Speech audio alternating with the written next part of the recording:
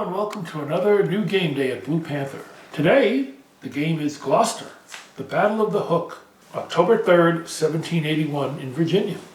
From our friends at Bill Molyneaux Games, also designed by Bill Molyneaux. From the back of the box, it's a 1 to 2 player game, strategy game set during the American Revolutionary War. In 1781, the British Army has conquered the coastal stronghold of Gloucester Point, Virginia. The American rebels plan a counteroffense. One player commands the British Army and Hessian forces, while the other player leads the American Army and their French allies.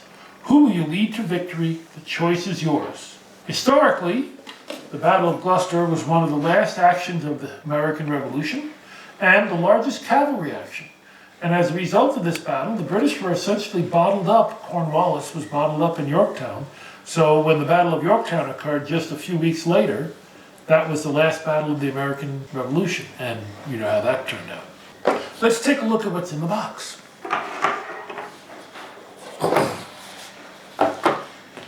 First we have 2 die 6.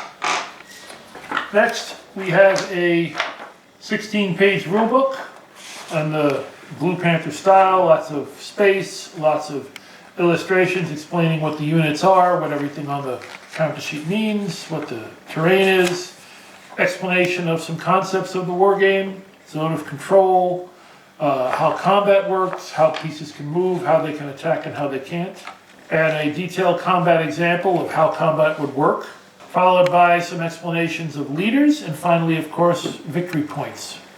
The game actually includes 2 different scenarios in it, not one. The first scenario is based on the British foraging parties that were trying to scout out Gloucester and the American forces they encountered there. It's a historical scenario. The second scenario is sort of a what if, and that is, what if Cornwallis did break out, where you might be able to change the course of history a little bit. Finally, we have a bit of designer commentary and the reference charts, the terrain, the combat chart, how that works, and that rounds out the rulebook. Next component is the counter sheet. This is the typical Blue Panther, nice thick counter sheet, easy to punch out, easy to put back in, easy to read, showing the American, French, Hessian, and British units. As you can see, this game is limited complexity, and it's about the same as Wise Fork, which was released by BMG last fall, and it uses a combat system very similar to Wise Fork as well. Reference charts, so you have them both at the back of the rulebook, and also a nice reference chart for a 2-player game. Both of you have it handy and in front of you. Finally, the map for the game.